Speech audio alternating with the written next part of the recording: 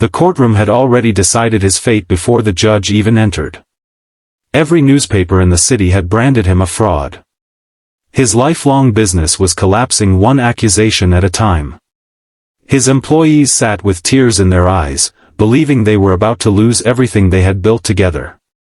The powerful investors who once shook his hand now refused to look him in the eye. Alone at the defense table, single father Rowan Mercer stared at the stack of evidence that seemed impossible to defeat. Then, just as the courtroom doors slowly opened, a confident young woman in a navy suit walked inside carrying a single worn-out notebook. Nobody recognized her except Rowan. The notebook had once belonged to a frightened homeless little girl he had rescued 15 years earlier. At that moment, the entire courtroom realized the case was about to change forever. Before we continue this unforgettable story, please take a second to like this video, comment below where you're watching from, share it with someone who believes in kindness and second chances, and subscribe to Single Dad Empire so you never miss another emotional story that reminds us how one act of compassion can change generations. 15 years earlier, Rowan Mercer had nothing except his 7-year-old son, a tiny repair workshop, and endless determination. His wife had passed away after a sudden illness, leaving him to raise little Owen alone. Every morning began before sunrise. Rowan prepared breakfast, walked Owen to school, spent 12 exhausting hours repairing industrial equipment, and returned home just in time to help with homework before falling asleep at the kitchen table. Life was difficult, but Rowan had one rule that never changed. No matter how tired or broke he became, he refused to ignore someone who needed help. One freezing afternoon during a heavy rainstorm, Rowan noticed a young girl sitting beneath a broken bus shelter wrapped in an oversized jacket full of holes. She couldn't have been older than 9. People hurried past without slowing down. Some looked away. Others pretended not to notice. Rowan almost drove past too, but something about the girl's empty eyes reminded him of his own son after losing his mother. He stopped the truck without thinking. The child called herself Maris Vale. She had spent months surviving alone after losing the last relative who cared for her. She trusted nobody because everyone she had met either lied, abandoned her, or used her. Rowan brought her home for one warm meal, promising nothing beyond that evening. Yet one meal became 1 week. 1 week became months. Eventually, after a long legal process filled with paperwork and interviews, Rowan officially adopted her. Many people questioned his decision. Friends insisted he could barely support one child, let alone 2. Some claimed he was ruining Owen's future by sharing everything. Others whispered that adopting a homeless girl would only bring problems. Rowan ignored every opinion. He believed families were built by love, not blood. Life remained difficult for years.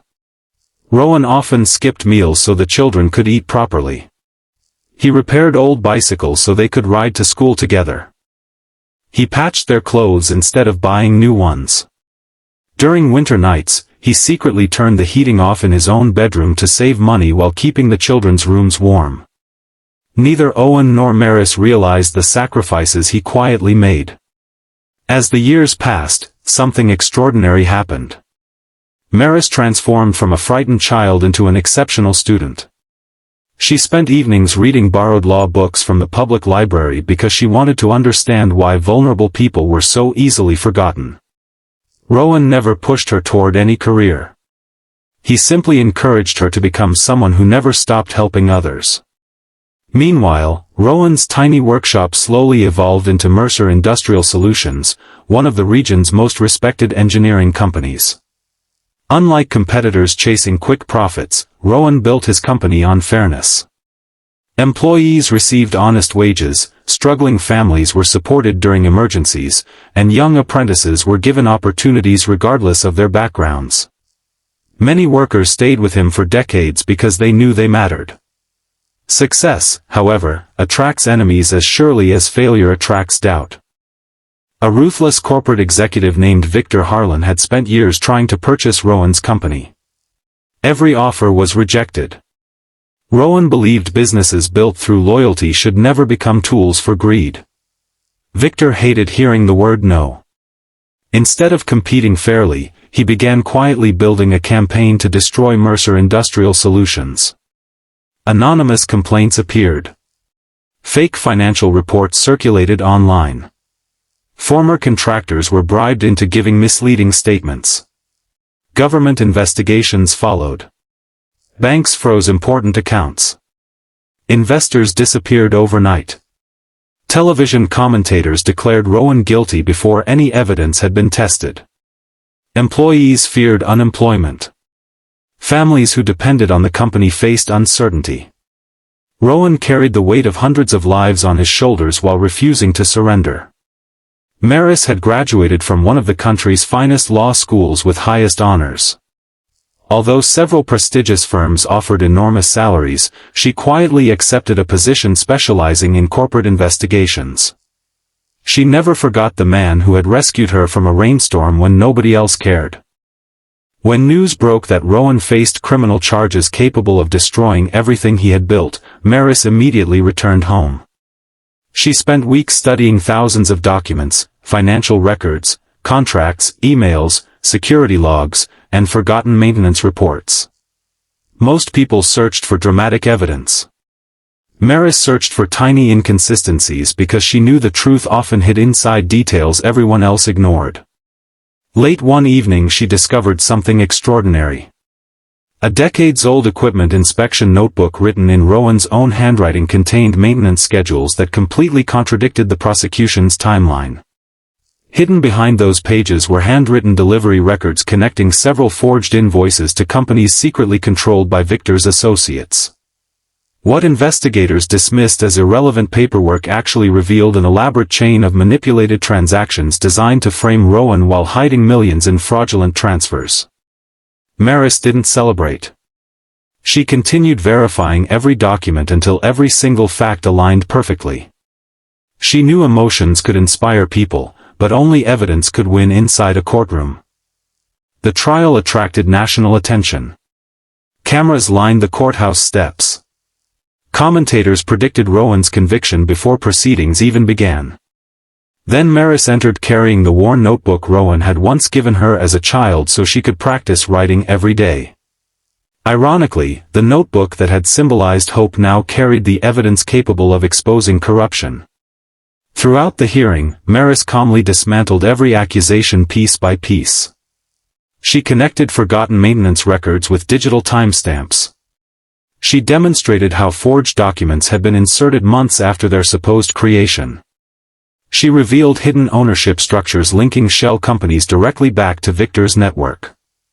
Every confident claim made by the prosecution slowly collapsed beneath undeniable facts.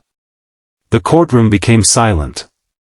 Even seasoned reporters stopped typing. For the first time since the investigation began, people looked at Rowan not as a criminal but as a man who had been targeted simply because he refused to sell his principles.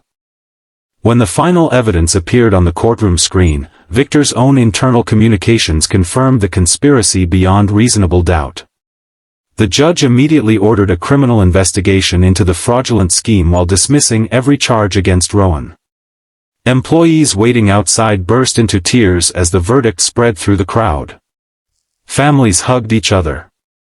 Workers who feared losing their homes realized their future had been saved. Rowan walked outside surrounded by hundreds of employees applauding not because he was wealthy, but because he had always treated them like family. Yet the greatest moment came quietly. Maris handed Rowan the old notebook and gently smiled. 15 years earlier, he had filled its first page with a simple message written for a lonely little girl learning to trust again. Your past may explain your story, but it never decides your ending. Those words had carried her through every hardship, every exam, every sleepless night, and every impossible challenge until the day she finally had the chance to protect the man who had first protected her. Rowan realized something no business award or financial success could ever teach him. The greatest investment he had ever made wasn't opening a company or building an empire. It was stopping his truck on a rainy afternoon to help one forgotten child. His kindness had returned not as money, but as justice. Mercer Industrial Solutions recovered stronger than ever.